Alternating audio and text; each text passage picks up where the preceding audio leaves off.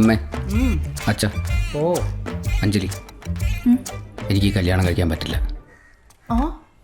ഏ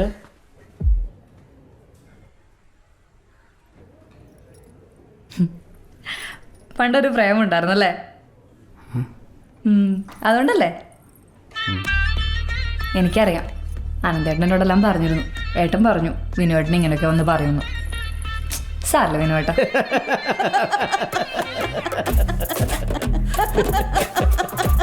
ആനന്ദം വിളിച്ചിരുന്നു.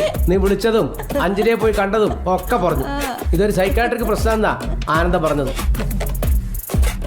അല്ല, എവിടെ പോയി ഇറങ്ങിയതാ? അതും ഷർവാണി മേടിക്കാൻ. എന്നിട്ട് എന്താ ഇങ്ങനെ നിൽക്കണേ? ചെല്ല്. പേടിക്കാനൊന്നുമില്ല. കല്യാണം കഴിഞ്ഞ എല്ലാം ശരിയായി. ഇതാവൊന്നുമല്ല. അത് തന്നെ.